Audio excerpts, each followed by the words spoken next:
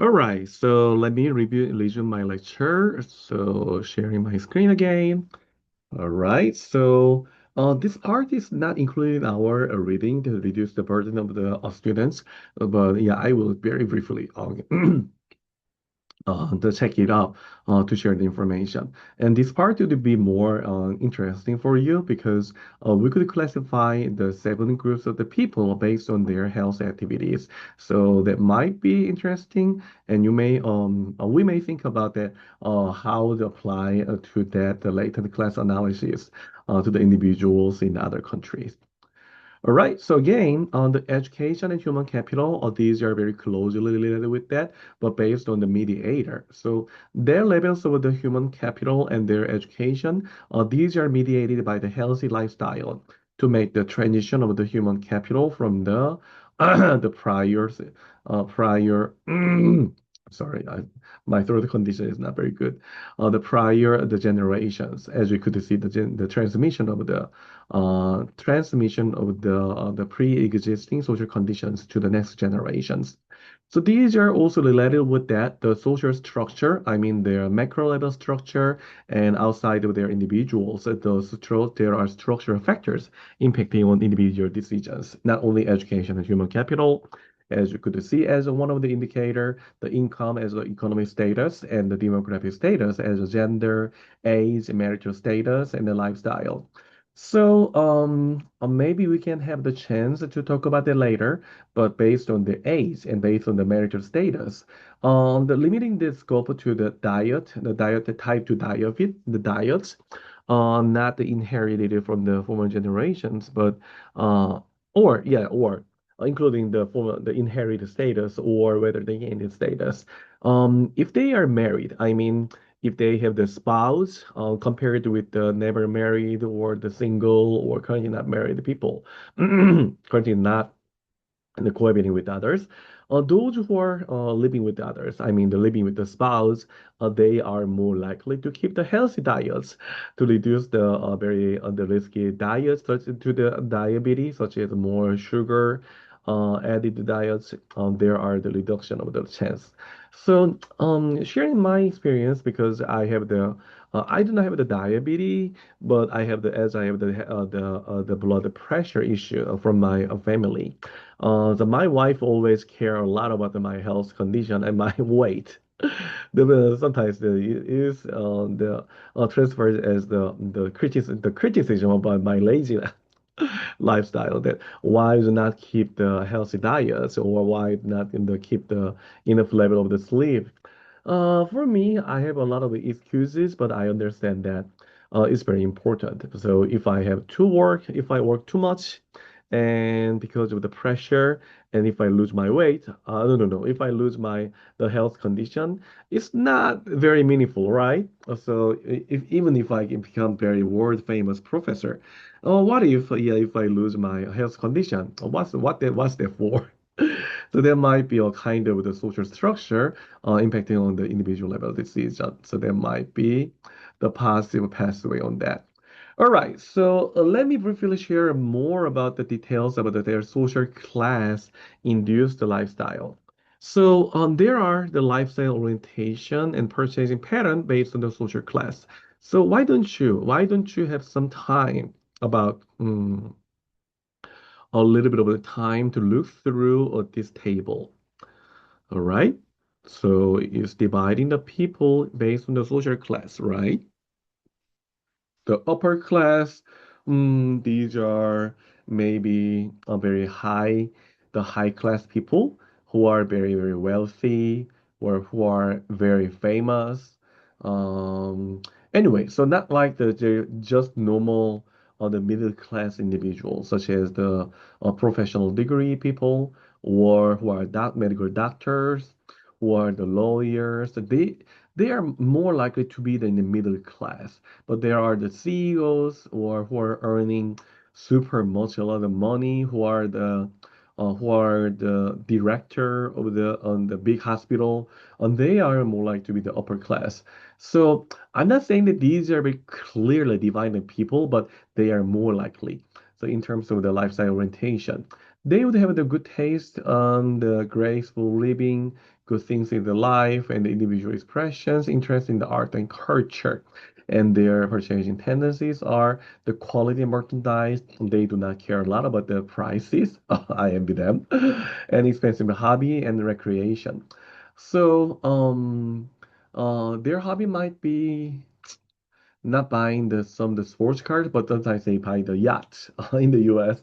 If they purchase the yacht, these are yeah sometimes 10 times more expensive than the good cars. So very the very expensive hobby and recreation, equipment and art and books and travel. So these are the traits of the upper class.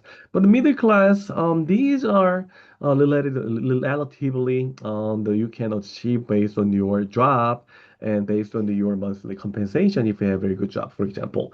So respectability, conformity, and propriety, and social esteem, and items in the fashion related to self-presentation, such as buying Chanel or the purchasing very good watches and to show the wealth and others, and good clothing and buying very good the good suits like that.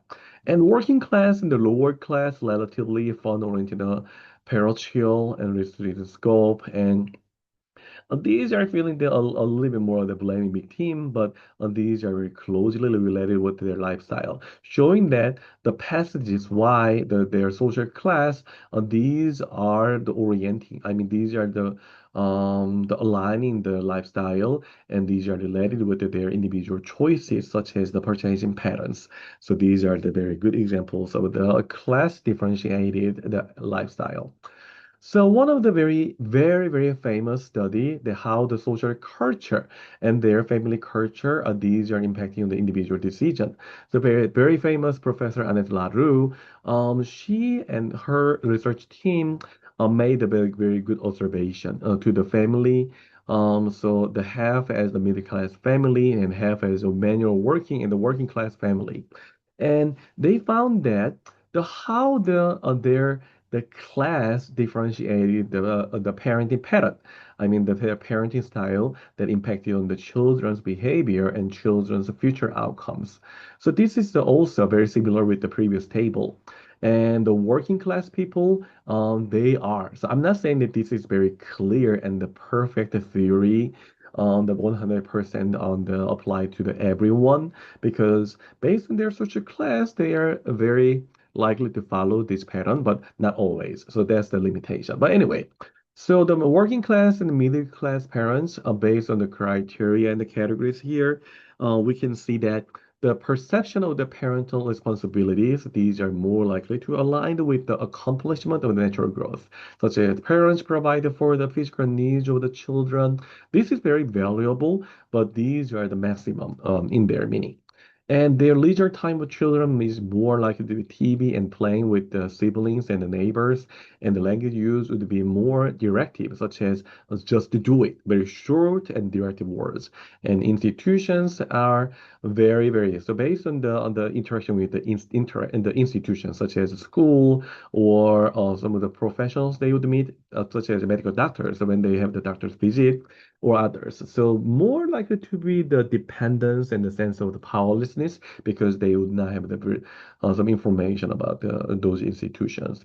And the result would be the sense of the constraints because of the limited scope of the parenting and their family style and the socialization. But compared with that, the middle class family, they would follow the sense of the controls as the concerted cultivation. The concerted cultivation is even more tailored the ways of the parenting style. So you can see the alliance with those categories. So parents foster, I mean, the encourage or on the more the promote their children's talents and opinions and the skills. So based on they observe that their children's style of their activities, such as their activities. Then, for example, if they find their children would have the talent in the in the on the arts, or if they have the talents of the high working activities, the athletic activities, they try to manage that to align their resources for their children's talents. And the leisure time of the children would be more likely to be organized extracurricular activities, not just playing with their peer kids or their relatives. They are participating in the team sports like that. And the language used to be reasoning and the negotiation, not the direct word, and they try to communicate with the children even though they have the strict rule, but they sometimes have the negotiation to make the room for the children. They can argue or they can pursue their opinions. And the institutions, the criticism and the intervention on behalf of the children, and then the result with the sense of the entitlement. So in other classes, in case you have the more opportunity to work on that. So probably you will learn more about the theory. But anyway, that's about that. All right, so this part is a little bit more about the additional information, but let me skip that in the lecture because we are just focusing on that. But anyway, so let me briefly, very briefly, pick up the major finding. So decomposition is just dividing the important parts. And so based on the compared with the meat eating and the lifestyle, the fruit and the eating more fruit and the vegetables, these are more health lifestyle. But based on that, what are the major aspects over there of your the individual condition impacting on the more likelihood of the eating the fruit and the diet, the vegetables? So based on that, the compared with the other indicators, the being a female, I mean, compared with the man, the women were more likely to eat the fruit and vegetables based on the US data. Maybe let me see. I think this is US data, but oh no, sorry about that. This is the Norway. Based on the data in the Norway, the eating more fruits and vegetables were more related with the woman compared with that.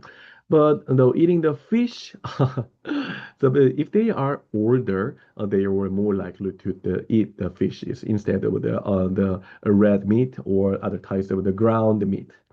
And non-smoking, that was more and more relevant with the education. I mean, the more educated people, they were less likely to smoking.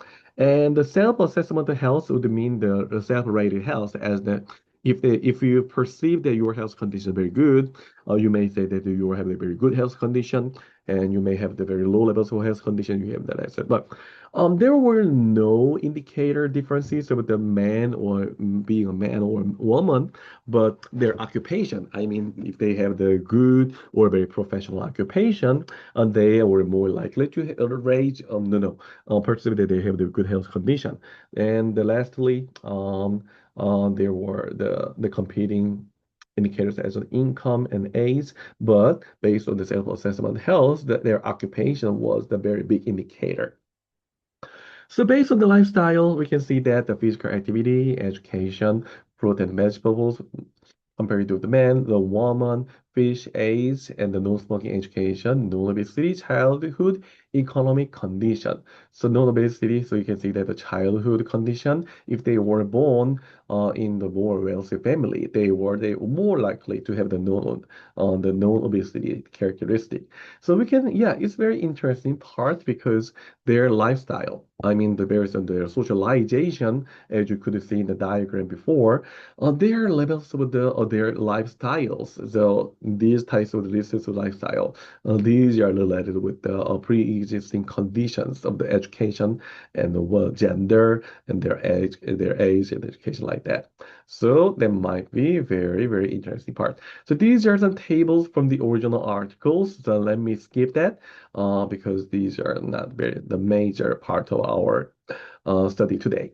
All right, so the last article. So they use the latent class analysis, which means the very simply. So based on the very simplistic on the explanation, the latent class analysis is that the classifying the people into the groups based on their similarities of their characteristic.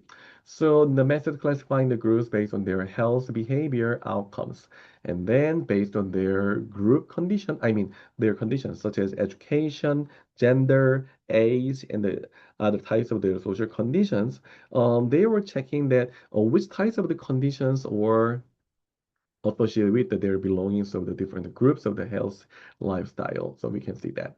All right, so these are the indicators, the sleep hours and the alcohol consumption, physical activity, which means that if you are doing more physical activities and exercise, you may have the better lifestyle and the better health conditions like that. And the smoking status and the preventive medical care, such as the dental visit and the eye condition visit and the blue vision like that. So this is a very sophisticated statistical technique, but you may perceive that based on their grouping status, we can classify them into the seven groups of the people who have the very distinctive the characteristic of the health behaviors. All right, so maybe I can show you later, but these are the class 1, 2, 3, 4, 5, 6, 7, and the class means the groups of the people. All right.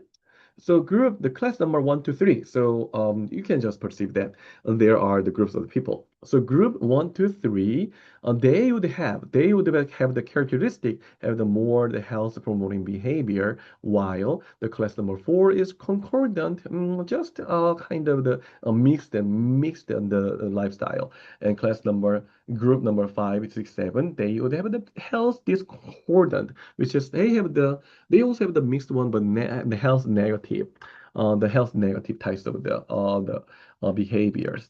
So group number 1, they have the good sleep and drinking and non-smoking, and the physical activity very good, and they have the good levels of the preventive care.